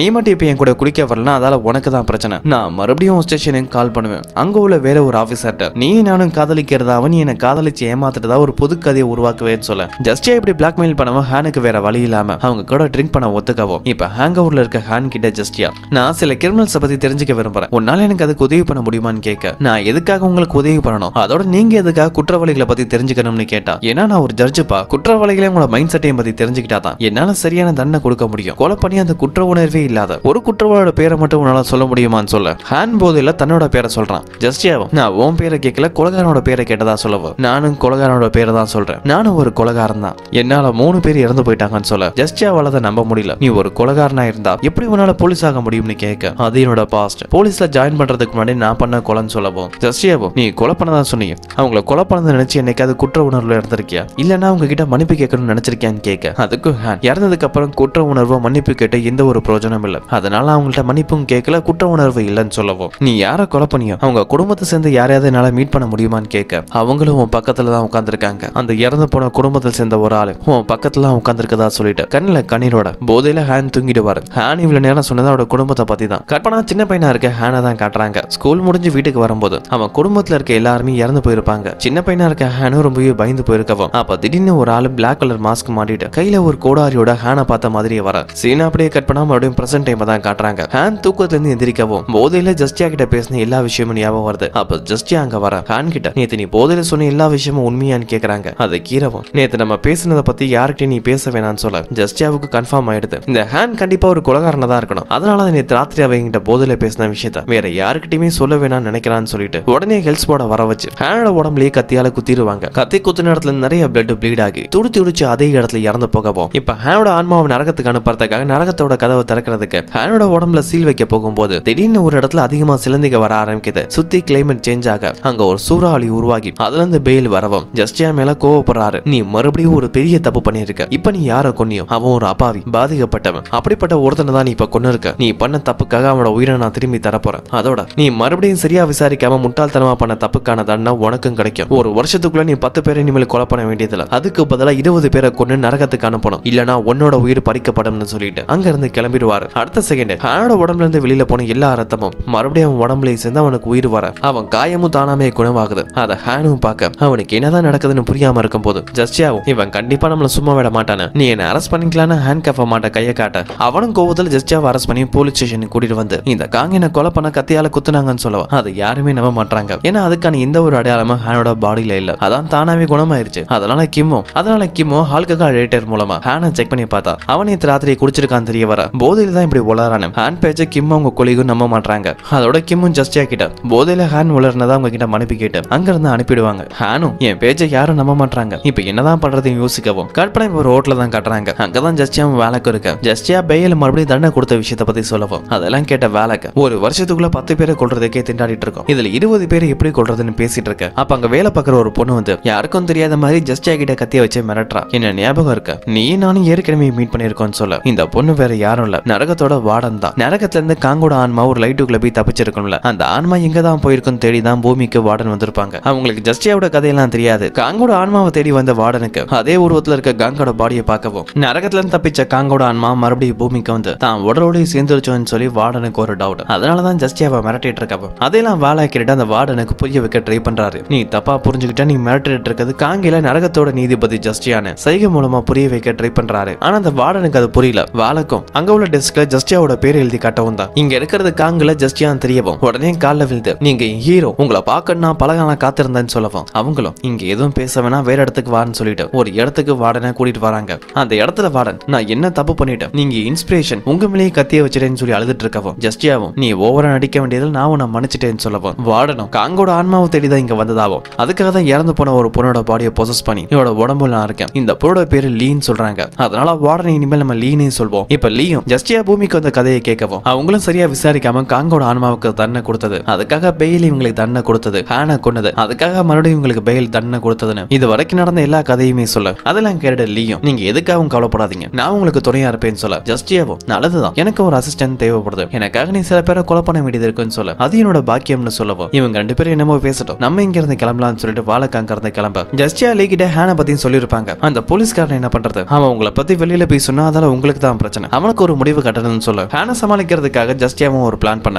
இப்ப வேலைக்கு தான் கட்டுறாங்க. அவன் வீட்டுக்கு போயிட்டு இருக்கும்போது அந்த ஹவுஸ் ஓனர் முன்னாடியே வராங்க. அவங்க சர்ச்சுக்கு போயிட்டு இருப்பாங்க. வேலைக்கு பார்த்துட்டு நீங்களையும் கூட வரீங்களா, அங்க போய் பைபிள் படிச்சுட்டு கொஞ்ச நேரம் பிரேயர் பண்ணலாம்னு சொல்ல வேலைக்கு அதெல்லாம் கேட்டுட்டு நான் அவங்க கூட சர்ச்சுக்கு வந்து சொர்க்கத்துக்கு தான் போவேன், கண்டிப்பா நரகத்துக்கு போக முடியாதுன்னு சொல்லவும் வேலைக்கு சொல்றது சரியா புரிஞ்சுக்காம நீங்க கண்டிப்பா சர்ச்சுக்கு வந்தே ஆகணும்னு சொல்லிட்டு வேலை கழிச்சிட்டு சர்ச்சை கூட்டிட்டு போயிடுவாங்க. இப்ப கட் பண்ண டேவை தான் காட்டுறாங்க. அந்த ஜியாங்கோட மூத்த பையன் அவங்க கன்ஸ்ட்ரக்ஷன் கம்பெனியோட பிளானை பத்தி யோசிக்கும் போது அங்க பையனை பாக்குறதுக்காக ஜியாங்க வர அப்ப டேமா அப்பா கிட்ட நம்ம ஆரம்பிக்க போற புது கன்ஸ்ட்ரக்ஷன் ப்ராஜெக்ட்டுக்காக ஒரு இடம் சூஸ் பண்ணியிருந்தோமே, அங்க இருக்கிற எல்லாருமே ஆல்மோஸ்ட் அவங்க லேண்டை கொடுத்துட்டாங்க, ஒரே ஒரு வீடை மட்டும் காலி பண்ண முடியல, அவங்க நமக்கு எதிராக கம்ப்ளைண்ட் ஃபைல் பண்ணிருக்காங்க, அந்த இடத்துல தான் காங்க இருக்கா, அவளும் நமக்கு அகைன்ஸ்டா சைன் போட்டிருக்கதா சொல்ல ஜியா நான் அதை பத்தி காங்கிட்ட பேசுறேன், அதோட நீயும் அடிக்கடி காங்க மீட் பண்ண உங்களுக்குள்ள இருக்க பிரச்சனையும் சரி பண்ண ட்ரை பண்ணுன்னு சொல்ல கட் பண்ண இப்ப போலீஸ் ஸ்டேஷன்ல கேம் அவங்க கொலிக்ஸோட பேசிட்டு இருக்காங்க. ஹான் ஜட்ஜ் காங் தன கத்தியால குத்துனதா சொல்லவும் அவன் போதையில் உள்ளதை எல்லாரும் நினைச்சிருப்பாங்க. ஆனா கிம்முக்கு ஹானை பத்தி நல்லாவே தெரியும். அவன் ஃபேமிலி இறந்ததுக்கு அப்புறம் கிம் தான் ஹானை சொந்த பையன் மாதிரி வளர்த்திருப்பாங்க. அதனால அவன் போய் சொல்லுவானா இல்லையான்னு சுலபம் அவங்களுக்கு கண்டுபிடிக்க முடியும். அதெல்லாம் உங்க கொலிக்ஸ்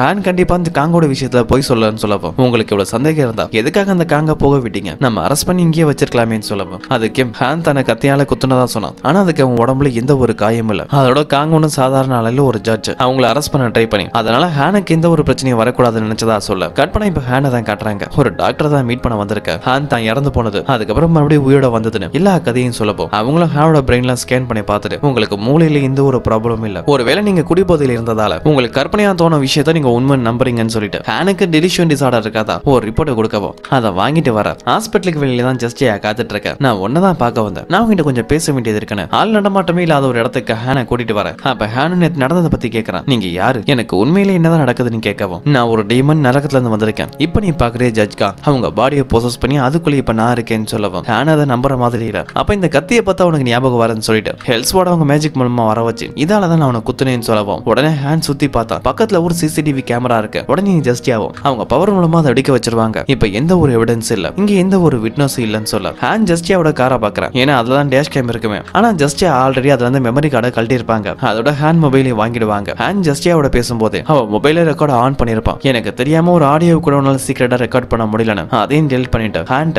நான் உனக்கு கொன்னே அதுக்கப்புறம் நீ திரும்பி வந்தங்கிற கதையை இனிமேல் நீ யாருக்கிட்டையும் சொல்லக்கூடாது. அப்படி சொன்னா நான் இந்த தடவை உன்னை நிஜமாலே கொண்டிருப்பேன். அதோட நீ இந்த கதையை சொன்னாலும் யாருமே நம்ப போறதில்ல. எல்லாருமே உன்னதான் பைத்தியக்காரன் நினைப்பாங்கன்னு சொல்லிட்டு அங்கிருந்து கிளம்பவும் ஹானின்னு அவன் பார்த்த விஷயத்த நம்ப முடியாம இருக்க. அதோட இன்டர்நெட்ல நைட்லாம் டீமன்ஸை பத்தி சர்ச் பண்ணி பார்க்க கட் பண்ணா பாஸ்ல சின்ன பையனா இருக்க ஹானை தான் காட்டுறாங்க. அவன் ஃபேமிலி இறந்து போனதுக்கு அப்புறம் அதை பத்தி இன்வெஸ்டிகேஷன் பண்றதுக்காக ஸ்டேஷனுக்கு ஹானை கூட்டிட்டு வந்திருப்பாங்க. அப்ப சின்ன பையனா இருந்த ஹானும் தான் பார்த்த விஷயம் தனக்கு சரியா எதுவும் ஞாபகம் இல்லைன்னு சொல்லியிருப்பான். அங்க இருந்த போலீஸ் ஆபீசரும் இந்த பையனுக்கு சரியா எதுவும் ஞாபகம் இல்ல. அதோட ஒரு சின்ன பையன் சொல்றதை நம்மளால சீரியஸா எடுத்துக்க முடியாதுன்னு சொல்ல இப்ப பிரசன்ட்ல அதான் நினைச்சு பார்த்துட்டு அந்த டாக்டர் கொடுத்த ரிப்போர்ட்டை நெருப்புல போட்டுருவான். கட் பண்ணா ஒரு ஃபேமிலி தான் காட்டுறாங்க. ஒரு ஹஸ்பண்ட் அண்ட் ஒய்ஃப் அவங்க பையனோட கார்ல போயிட்டு இருக்காங்க. அந்த பையன் பேரு ஜீகவ். அவன் அப்பா பின்னாடி தூங்கிட்டு இருக்காரு. அவன் அம்மா தான் கார் ஓட்டிட்டு இருக்க. ஜீகவ் அம்மா கூட முன் சீட்ல உட்கார்ந்து இருக்கான். அப்ப திடீர்னு கார் கண்ட்ரோல் இழந்து ஆக்சிடென்ட் ஆகி பக்கத்துல இருக்க ஏரியில விழுந்துரும். காரோட ரூஃப் டோர் வழியா பையனும் அம்மாவும் முதல்ல வெளியில வந்துருவாங்க. ஆனா ஹஸ்பண்ட் ஓவரா ட்ரிங்க் பண்ணிருக்காரு. அதோட பையனும் மனைவியும் போனதுக்கு அப்புறம் அவர் வெளியில வர ட்ரை பண்றதுக்குள்ள அந்த ரூஃப் டோர் லாக் ஆயிரும். உள்ளேயே மாட்டிக்க அம்மா பையனை பத்திரமா கரையில வச்சுட்டு மறுபடியும் தண்ணிக்குள்ள வந்து அவங்க ஹஸ்பண்டை காப்பாத்த ட்ரை பண்றாங்க. ஆனா அதுக்குள்ள காருக்குள்ள தண்ணி போய் அவர் மூச்சு விட முடியாம இறந்து போக இப்ப அந்த சின்ன பையன் ஜியோ அப்பாவுக்கான ஃபினரல தான் காட்டுறாங்க. அங்க ஜியோவோட பாட்டியும் வந்திருக்க. தான் பையன் இறந்து போனதுக்கு அவனோட மனைவி ஜியோவோட அம்மா தான் காரணம்னும் இதுக்கப்புறம் தான் பேரை அவங்க கூட தான் இருக்கணும்னு சொல்லி பிரச்சனை பண்ணிட்டு இருக்க. ஆனா அந்த லேடியும் தான் பையனை யாருக்கிட்டையும் கொடுக்க மாட்டேன்னு சொல்றாங்க. அதனால பாட்டியும் தான் பேரனை தான் கூட வச்சுக்கிறதுக்காக கோர்ட்ல கேஸ் போட அந்த கேஸ்ல ஜட்ஜா இருக்குது ஜஸ்டியா தான். இப்போ கோர்ட்ல கேஸ் நடந்துட்டு இருக்கும் போது அங்க ஜஸ்டியாவை பாக்குறதுக்காக ஹானு அங்க வர ஜியோவோட பாட்டி யார் பேச்சையும் கேட்கற மாதிரி இல்ல. தான் பேரன் தான் கூட தான் இருக்கணும்னு கலட்டா பண்ணிட்டு இருக்க கோர்ட்ல அவங்க சைடு இருக்க வக்கீலும் அந்த பாட்டி அமைதியா இருக்க சொல்றாங்க. உடனே அந்த பாட்டி நீ என்கிட்ட பணத்தை வாங்கிட்டு எனக்காக பேசாம என்னையும் அமைதியா இருக்க சொல்றியா? முதல்ல நீ என்கிட்ட வாங்கின ஃபீஸ் பணத்தை திருப்பி கொடுன்னு சொல்லிட்டு அதுக்கு ஒரு பிரச்சனை பண்ணிட்டு இருக்கவும் ஜஸ்டியாவும் அந்த பாட்டி அமைதியா இருக்க சொல்றாங்க.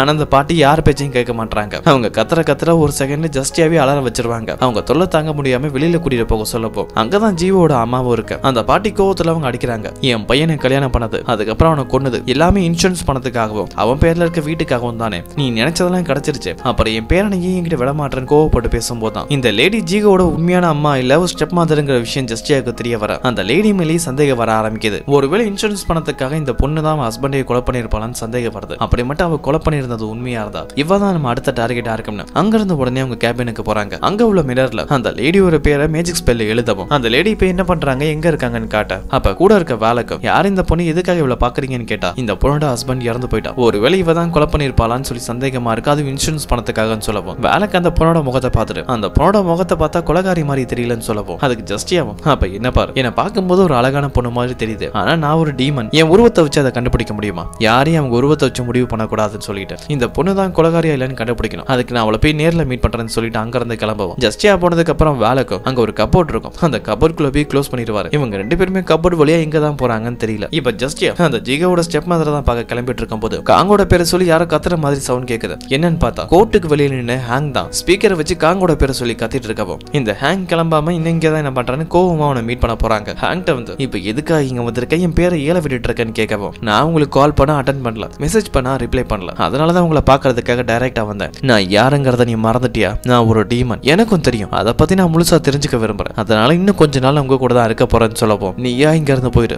இல்லனா கண்டிப்பா வருத்தப்படுவேன்னு மிரட்டிட்டு ஜஸ்டியா அங்க இருந்து கிளம்பிடுவாங்க. கட் பண்ணா ஒரு ஸ்கூல தான் காட்டுறாங்க. இந்த ஸ்கூல்ல தான் ஜிகாவோட ஸ்டெப் மதர் அங்கதான் டீச்சரா வேலை பார்த்துட்டு இருக்காங்க. இவங்க பேரு பே. இப்ப ஜஸ்டியா அந்த பேவை தான் மீட் பண்ண வந்திருக்கவும் அவங்க கிட்ட ஜிகாவோட அப்பாவோட கேஸ பத்தி தான் பேசிட்டு இருக்காங்க. இவங்க ரெண்டு பேருமே அந்த கேஸ பத்தி பேசிட்டு ஒரு கிரவுண்ட் வழியா வரும்போது அங்க பசங்க ஃபுட்பால் விளையாண்டுட்டு இருப்பாங்க. அந்த பால் ஜஸ்டியாவோட காலு கிட்ட வரவும் அதை ஒரே கிக் தான் கொடுப்பாங்க. கரெக்டா கோல்ல போய் விழுந்துரும். அதுக்கப்புறம் மறுபடியும் ஜிகாவோட அப்பாவோட இன்சூரன்ஸ் அமௌண்ட் பத்தி கேட்கும் போது அவங்க சில விஷயங்களை சொல்றாங்க. இதே ஸ்கூல்ல தான் ஜிகாவும் படிக்கிறான். போன வருஷம் நான் தான் அவனுக்கு டீச்சர். நான் பசங்க எல்லாருமே அன்பா தான் இருப்பேன். ஆனா ஜிகாவ் மட்டும் எப்பவுமே ரொம்பவே அப்செட் அவங்க கவலையாவ இருந்தான். அப்பா அவனை பத்தி விசாரிக்கும் போது அவங்க அம்மா இறந்து போன விஷயம் தெரிஞ்சிச்சு. அதனால அவன் மேல அதிகமாவே நான் கேர் எடுத்துக்க ஆரம்பிச்சேன். அப்பதான் அவங்க அப்பாவோட எனக்கு பழக்கம் ஏற்பட்டுச்சு. நாங்க ரெண்டு பேரும் ஒருத்தருக்கு ஒருத்தர் விரும்பி கல்யாணமா பண்ணிக்கிட்டோம். எங்க வாழ்க்கை நல்லபடியா தான் இருந்துச்சு. என் மாமியார் சொல்றது எல்லாமே போய் அவங்க சின்ன பையனா இருக்கும் போது என் ஹஸ்பண்டை விட்டுட்டு போயிட்டாங்க. அதுக்கப்புறம் பல வருஷம் கழிச்சு மறுபடியும் வந்திருக்காங்க. அதுவும் பணத்துக்காக. ஜீக மட்டும் என் மாமியாரோட கைக்கு போயிட்டா. அவங்க தான் கார்டியன் அவங்களுக்கு. அதுக்கப்புறம் அந்த இன்சூரன்ஸ் பணமும் அவங்களுக்கு தான் போகும். அந்த பணத்தெல்லாம் வாங்கினதுக்கு அப்புறம் கூட அவங்க ஜீகவும் நல்லபடியா பாத்துக்கோங்கன்னு சொல்ல முடியாது. நான் ஜீகவோட உண்மையான அம்மாவை இல்லாம இருக்கலாம். ஆனா அவனை என் சொந்த பையனா தான் பாக்குறேன். அவனை வளர்க்கறதுக்கு எனக்கு பணம் தேவைப்படுது. அந்த இன்சூரன்ஸ் அமௌண்ட் எனக்கு ரொம்பவே முக்கியம்னு அழுதுகிட்டே சொல்லவும் ஜஸ்டியாக்கே சந்தேகம் வர ஆரம்பிக்குது. ஒருவேளை இந்த லேடி சொல்றதுதான் உண்மையா இருக்குமோன்னு அந்த சந்தேகத்தோடய வந்துட்டு இருக்கும் போது அந்த ஸ்கூலுக்கு வெளியில தான் ஹேன் இருக்கு. நீங்க என்ன பண்றேன்னு கேட்கவும்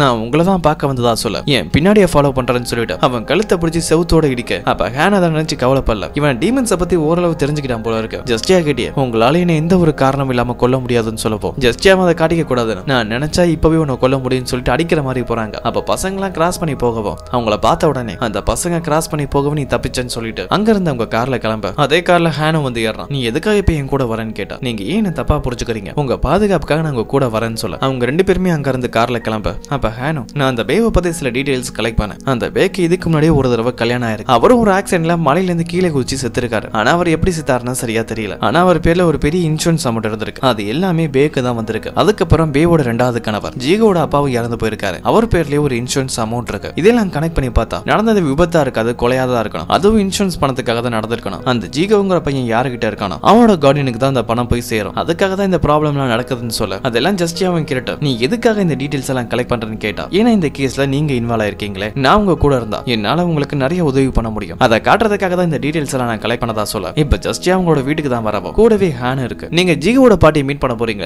அப்ப நானும் கூட வரலாமான்னு கேட்க, நான் ஏன் அவங்களை மீட் பண்ண போகணும்னு கேட்டா, ஏன்னா நீங்க ஒவ்வொரு கேஸ் நடக்கும் போது சம்பந்தப்பட்ட ஆளுங்களை மீட் பண்ண போறீங்க. போன தடவை மூணோட கேஸ் நடக்கும் போது அவனால பாதிக்கப்பட்ட மின்னோட அப்பா அம்மாவை நீங்க மீட் பண்ண போயிருக்கீங்க. அடுத்த கொஞ்ச நாள் அந்த கேஸ்ல சம்பந்தப்பட்ட 3 இறந்து போயிருக்காங்க. அதுக்கப்புறம் சம்பந்தமே இல்லாம என்னையும் கொலை பண்ண ட்ரை பண்ணிருக்கீங்க. அதுக்கான காரணம் என்னவா இருக்கும், இது எல்லாத்தையுமே நான் தெரிஞ்சுக்க விரும்புறேன். அதோட என் கெஸ் கரெக்டா இருந்தா ஜீகோட அப்பா இறந்து போனதுல எந்த ஒரு விட்னஸோ இல்ல எவிடன்ஸோ இல்ல, அந்த உண்மையை நீங்க கண்டுபிடிக்க கண்டிப்பா ட்ரை பண்ணுவீங்க. அப்ப அதுக்காக ஜீகோட பாட்டியை மீட் பண்ணி தானே ஆகணும்னு சொல்ல ஜஸ்டியா அதுக்கு எந்த ஒரு பதிலும் சொல்லாம அங்க இருந்து கிளம்ப கட் பண்ணா ஜஸ்டியா அவங்க வீட்டுல ஜீகோட அப்பா கேஸ பத்தி தான் திங்க் பண்ணிட்டு இருக்காங்க. அப்ப வேலைக்கு வந்து அந்த ஹான் உங்களை விடுற மாதிரியே தெரியல, உங்களே ஃபாலோ பண்ணிட்டு இருக்கான். அவனை என்ன பண்ண போறீங்கன்னு கேட்கவும் ஜஸ்டியாவும் என்கிட்ட ஒரு ஐடியா இருக்கு, நாளைக்கு அந்த ஹானால என்ன மீட் பண்ணவே முடியாதுன்னு சொல்லிட்டு விடிய காலையில 5 மணிக்கெல்லாம் எந்திரிச்சு கிளம்பினா அவங்களுக்கு முன்னாடி ஹான் வீட்டுக்கு வெளியில அவன் ட்ரக்கோட வெயிட் பண்ணிட்டு இருக்கான். வாங்க மேடம், உங்களுக்காக தான் காத்துட்டு இருக்கேன். இப்ப கூட டீமன்ஸ் பத்தி தான் படிச்சிட்டு இருக்கதா சொல்ல ஜஸ்டியா இங்க என்ன பண்றேன்னு கேட்டா, நான் உங்களை தான் மீட் பண்ண வந்தேன், நம்ம விசாரணைக்கு போகலாமா, அந்த ஜியோட பாட்டியை தானே மீட் பண்ண போறீங்க, போகும்போது என்னையும் கூட்டிட்டு போனோம், அப்படி கூட்டிட்டு போனா உங்க காரை ஃபாலோ பண்ணிட்டே நானும் வருவேன், அதுக்கு பதிலா நம்ம 2 பேரும் ஒரே வண்டியில போலாம், என்ன டிரைவரா நினைச்சுக்கோங்கன்னு சொல்ல இவன் நம்மள விட மாட்டான். ஜஸ்டியாவும் ஹானோட ட்ரக்ல ஏறி போக ஹானோட வண்டியில எப்பவுமே ஒரு ஜீசஸ் கிராஸ் இருக்கும், அது இப்ப இல்ல. அந்த கிராஸுக்கு என்னாச்சுன்னு கேட்டா, சாத்தானுக்கு கிராஸ பார்த்தா ஆகாதுல, அதனாலதான் அந்த கார்ல இருந்து எடுத்து வேற ஒரு இடத்துல வச்சுட்டேன், நீங்க என்னதான் ஒரு டீமனா இருந்தாலும் சில சமயத்துல அதனால நம்ப முடியலன்னு சொல்லப்போ உடனே ஜஸ்டியாவும் அப்ப என் கண்ணை பாருன்னு சொல்லப்போ ஹான் ஜஸ்டியாவோட கண்ணை பார்த்தா திடீர்னு அது க்ளோ ஆகவும் வண்டியில உள்ள டேஷ் கேமராவை ஜஸ்டியா அவங்க பவரால பிளாஸ்ட் பண்ணவும் இப்ப நான் டீமன் நம்புறியான்னு கேட்கவும் நான் கண்டிப்பா நம்புறேன்னு சொல்லிட்டு இப்ப 2 பேருமே ஒரு கிராமத்துக்கு வராங்க. அங்கதான் ஜீகோட பாட்டி ஒரு ஹோட்டல் வச்சிருக்காவோ அந்த ஹோட்டலுக்கு வர அந்த பாட்டியும் ஜஸ்டியாவை பார்த்துட்டு எதுக்காக இங்க வந்திருக்கீங்கன்னு கேட்டா அந்த பாட்டி கிட்ட நான் ஒரு விஷயம் கேள்விப்பட்டேன், சின்ன பையனா இருக்கும் போதே நீங்க பெத்த பையனை தனியா விட்டுட்டு ஓடி போயிட்டீங்கன்னா அதே மாதிரி உங்க பேரனை எங்கேயாவது விட்டுட்டீங்கன்னா என்ன பண்றது, அதனாலதான் அவனை பார்க்க வந்தேன், அதோட நீங்க அவனை நல்லபடியா பாத்துக்கிறீங்களா இல்லையா நான் தெரிஞ்சுக்கணும்லன்னு சொல்ல ஜஸ்டியா பேசினதெல்லாம் கேட்டு பாட்டிமாவுக்கு கோவம் வருது. இருந்தாலும் அவங்க பேரனுக்காக அதெல்லாம் கண்ட்ரோல் பண்ணிட்டு அவங்க வீட்டுக்கு கூட்டிட்டு போறாங்க. பாட்டிமா ரொம்பவே ஸ்லோவா வரவும் உங்களால வேகமா வர முடியாதான்னு ஜஸ்டியா கேட்க பாட்டிமாவும் அவங்க வீட்டோட கீயை தூக்கி போட்டு இப்படியே கொஞ்சம் தூரம் போனா ப்ளூ கலர்ல வளமாட்டி இருக்க வீடு தான் என்னோட வீடுன்னு சொல்லவும் ஹான் அந்த சாவி எடுத்துட்டு வர சொல்லிட்டு ஜஸ்டியா முன்னாடி போறாங்க. அப்ப பின்னாடி வந்த ஹானும் அந்த பாட்டி வயசுல மூத்தவங்க கொஞ்சமாவது அந்த பாட்டிக்கு ரெஸ்பெக்ட் கொடுத்து பேசுங்கன்னு சொல்ல அதுக்கு ஜஸ்டியாவும் அந்த பாட்டியை விடவே எனக்கு 500 வயசு அதிகமா தான் இருக்கும், அதனால அந்த பாட்டிக்கு நான் மரியாதை கொடுக்க வேண்டியதில்லைன்னு சொல்லிட்டு அந்த வலையை திறக்க சொல்றாங்க. ஹான் அந்த வலையில மாட்டின போட்டு ஓபன் பண்ணும் போது அதுல இருந்து ஒரு மணி சவுண்ட் கேட்கும். அப்படியே கட் பண்ணா பாஸ்ல ஹான் சின்ன பையனா இருக்கும் போது அவனோட வீட்டுல இதே மாதிரி ஒரு மணியை கட்ட விட்டு இருப்பாங்க. இந்த சவுண்டை கேட்டோடனே பிரசன்ட்ல ஹான் அப்செட் ஆகவும் ஜஸ்டியா அதை பார்த்துட்டு என்ன ஆச்சுன்னு கேட்டா எதுவும் ப்ராப்ளம் இல்லைன்னு சொல்லிட்டு 2 பேருமே அந்த பாட்டியோட வீட்டுக்கு வராங்க. ஆனா வீட்டுல அந்த ஜீகோ இல்ல. அவ பாட்டியும் பின்னாடி அவங்க வீட்டுக்கு வராங்க. பாட்டியோட சவுண்ட் கேட்ட உடனே கப்போர்ட்ல இருந்து ஏதோ சவுண்ட் கேக்குது. 2 பேருமே சந்தேகப்பட்டு ஓபன் பண்ணி பார்த்தா அதுக்குள்ள தான் ஜீகோ இருப்பான். அதை பார்த்துட்டு ஜஸ்டியா எதுக்காக உங்க பேரனா கப்போர்ட்ல ஒளிச்சு வச்சிருக்கீங்க, அவனை நீங்க டார்ச்சர் பண்றீங்களான்னு கேட்கவும் பாட்டிமாவும் அவன் ஏன் பேரனா நானே ஏன் டார்ச்சர் பண்ணணும், அவன் பாதுகாப்புக்காக தான் அவன் ஒளிச்சு வச்சிருக்கான்னு சொல்ல ஜஸ்டியாவும் சரி நான் டைரக்டா பாயிண்ட்டுக்கு வரேன், உங்க மருமக இன்சூரன்ஸ் பணத்துக்காக தான் உங்க மகனை கொலை பண்ணதா சொன்னீங்க, அதுக்காக உங்ககிட்ட எவிடன்ஸ் இல்ல விட்னஸ் எதுவும் இருக்கான்னு கேட்க என்கிட்ட ஆதாரம் இருக்குன்னு சொல்றாங்க. அதை கேட்ட உடனே ஜஸ்டியாவும் அது என்ன ஆதாரம்னு கேட்டா அப்பதான் பாட்டிமாவும் அவங்க பார்த்த விஷயத்தெல்லாம் சொல்றாங்க. ஜீகோட அப்பா இறந்தப்போ அவருக்கான இறுதி சடங்கு நடக்கிற இடத்துல அவரோட மனைவி அதாவது ஜீகோட ஸ்டெப் மதர் யாரோ ஒரு ஆள் கூட ரொம்பவே க்ளோஸா இருந்திருப்பாங்க. அடுத்து ஜீகோவை அவங்க வீட்டுக்கு கூட்டிட்டு போகும்போது அங்க அவனோட ஸ்டெப் மதர் இல்ல, அந்த வீட்டுல இருக்க எல்லா பொருளும் கலைஞ்சிருக்கும். 2 நாள் அவங்க கூடவே இருந்திருப்பாங்க பாட்டிமாவும். அந்த 2 நாளும் அந்த ஸ்டெப் மதர் அவங்க வீட்டுக்கு வரவே இல்லை. அதெல்லாம் வச்சுதான் பாட்டிமா என் பையன் சாவுக்கு காரணமே அந்த பேதான், அவன் பணத்துக்காக தான் கண்டிப்பா அவனை கொலை பண்ணிருக்கணும்னு சொல்ல இந்த கதையெல்லாம் கேட்டு ஜஸ்டியாவும் இதெல்லாம் ஒரு விட்னஸா என்னால எடுத்துக்கவே முடியாது, உங்க மருமக யார் கூடவே இருந்திருக்காங்க 2 நாள் வீட்டுக்கு வரலன்னு சொல்லிட்டு உங்க பையன் சாவுக்கு அவங்க தான் காரணம்னு எப்படி உங்களால சொல்ல முடியும்னு சொல்லிட்டு அங்க இருந்து கிளம்பவும் அப்ப ஹான் வந்து பாட்டிமா கிட்ட உங்க பையன் இறந்து போறதால அந்த பேக்கு என்னென்ன லாபம்னு கேட்கவும் ஜஸ்டியா இதெல்லாம் இனிமேல் விசாரிக்க வேண்டியதில்ல, என் கூட நீ வான்னு சொன்னா என்னால வர முடியாது, நான் விசாரிக்க வேண்டியது இருக்கு, நீங்க வேணா ஒரு டாக்ஸியை பிடிச்சிட்டு போங்கன்னு சொல்ல ஜஸ்டியாவும்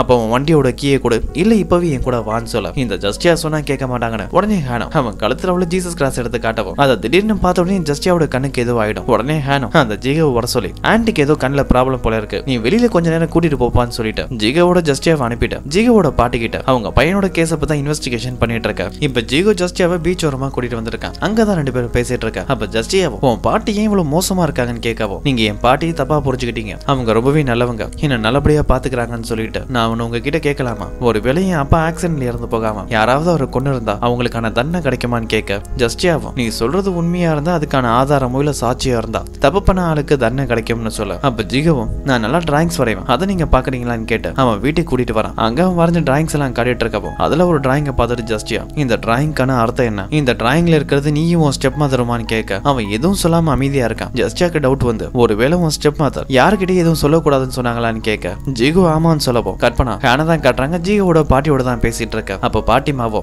என் பையன் இறந்துட்டான், எனக்குன்னு இருக்காது என் பேரை மட்டும்தான், என் பையன் இறந்து போனதால கிடைச்ச இன்சூரன்ஸ் அமௌண்ட் அவன் வீடு எதுவுமே எனக்கு வேணாம், எனக்கு முக்கியம் என் பேரை மட்டும்தான், ஒருவேளை அந்த ராட்சசி கிட்ட மட்டும் என் பேரன் போய்கிட்டானா அவளுக்கு தேவையான பணம் எல்லாம் கிடைச்சதுக்கு அப்புறம் அவ என் பேரனை என்ன வேணாலும் பண்ணுவா, அதனாலதான் அந்த பேக்கிட்ட இருந்து என் பேரனை நான் காப்பாற்ற முயற்சி பண்றதா சொல்லிட்டு நான் பேசிட்டு இருந்ததுல வீட்டுக்கு வந்த கெஸ்ட் உங்களுக்கு எதுவும் கொடுக்க மறந்துட்டேன், நீங்க இங்கேயே வெயிட் பண்ணுங்க, நான் சாப்பிட ஏதாவது வாங்கிட்டு வரேன்னு சொல்லிட்டு பாட்டிமா அங்க இருந்து கிளம்பவும் இப்ப ஹான் ஜிகோவை மீட் பண்ணலான்னு வீட்டுக்குள்ள வந்தா அங்க ஜிகோ ஜஸ்டியாவோட முகத்துல தலானியை வச்சு அடைச்சிட்டு இருக்கான். அதை பார்த்துட்டு என்ன பண்றேன்னு கேட்டா அதுக்கு ஜஸ்டியாவும் நான் தான் அவன் இப்படி பண்ண சொன்னேன், அவனுக்கு என்ன நடந்துச்சுதான் அவன் காட்டிட்டு இருக்கான்னு சொல்லிட்டு ஜஸ்டியா பார்த்த டிராயிங்க இப்ப ஹான் கிட்ட காட்டுறாங்க. ஜிகோவோட அப்பா தண்ணியில மூழ்கி இறந்து போயிருப்பார்ல, அது அவனும் ஸ்டெப் மதரும் பார்த்துட்டு இருக்க மாதிரி ஒரு டிராயிங் இருக்கும். அதுதான் ஹான் கிட்ட காட்ட ஜஸ்டியாவும் இந்த டிராயிங்கான அர்த்தம் என்ன, உங்க அப்பா இறந்து போன அன்னைக்கு உண்மையிலேயே என்னதான் நடந்துச்சுன்னு கேட்க அப்பதான் ஜிகோ உண்மையை சொல்ல ஆரம்பிக்கிறான். இந்த கதையில உண்மையான வில்லியே ஜிகோவோட ஸ்டெப் மதர் அந்த பேகி தான். அவங்க காருக்கு ஆக்சிடென்ட் எல்லாம் இருக்காது, வேணும்னே பிளான் பண்ணி தான் அவங்க காரோட ஏரியில விழுந்திருப்பாங்க. விழுந்த உடனே அவங்க ஏற்கனவே பிளான் பண்ண மாதிரி ஜிகோவை மட்டும் அங்க இருந்து சேஃபா கூட்டிட்டு வந்து ஜிகோவோட அப்பா வெளியில வர முடியாத மாதிரி அங்க இருக்க மொத்த டோரையும் லாக் பண்ணிருவாங்க. ஏன்னா அவர் இறந்து போனா மொத்த பணமும் ஜிகோவுக்கு தான் வரும். அப்படி ஜிகோவுக்கு வந்தா ஜிகோவுக்கு கார்டினா இருக்கிறது மூலமா அந்த பணத்தை இவங்க எடுத்துக்கலாம்னு சொல்லி முடிவு பண்ணிருப்பாங்க. ஜிகோவோட அப்பாவை கொண்டது மட்டும் இல்லாம அவங்கிட்டே வந்து இங்க நடந்த விஷயத்தை நீ யாருக்கிட்டயாவது சொன்னா நான் உன்னை கொன்னுருவேன்னு சொல்லி மிரட்டி இருப்பாங்க. இந்த உண்மையெல்லாம் இப்ப சொல்லி ஜிகோ வருத்தப்படவும் ஹான் அதெல்லாம் கேட்டு கஷ்டப்பட்டு அந்த ஜிகோவை சமாதானப்படுத்திட்டு ஹானும் ஜஸ்டியாவும் அங்க இருந்து கிளம்புறாங்க. அப்ப ஹானும் ஜிகோவோட அப்பாவை கொலை பண்ணதான் அவனோட மனைவி தான். ஆனா அதுக்கு சரியான எவிடன்ஸ் இல்ல. ஜிகோ சொல்றதையும் நம்மளால எவிடன்ஸை எடுத்துக்க முடியாது. ஏன்னா அவன் சின்ன பையன். போன தடவை அவனை விசாரிக்கும் போது ஆக்சிடென்ட்ல தான் அவங்க அப்பா இறந்து போனதா சொல்லியிருக்கான். இப்ப விசாரிக்கும் போது அவன் மாத்தி சொன்னான். அதை கண்டிப்பா யாருமே நம்ப மாட்டாங்கன்னு சொல்லவும் ஜஸ்டியா அதை நான் கண்டிப்பா நம்புவேன்னு சொல்ல ஹான் அதை கேட்டு ரொம்பவே ஃபீல் பண்றான். ஏன்னா இவனோட விஷயத்துல இதே மாதிரி தான் நடந்திருக்கும். ஹானோட குடும்பம் மொத்தமா இறந்து போனதுக்கு அப்புறம் அதுல இருந்த ஒரே சாட்சி ஹான் மட்டும் தான். ஆனா அவன் ஒரு சின்ன பையனா இருக்கான்னு சொல்லி அவன் பேசுறதையும் அவன் சாட்சி யாரும் பெருசா எடுத்துக்க மாட்டாங்க. அதனாலதான் இப்ப ஜஸ்டியா சொன்னதை கேட்டு ஃபீல் பண்ணவும் கற்பனை இப்ப கோர்ட்டை தான் காட்டுறாங்க.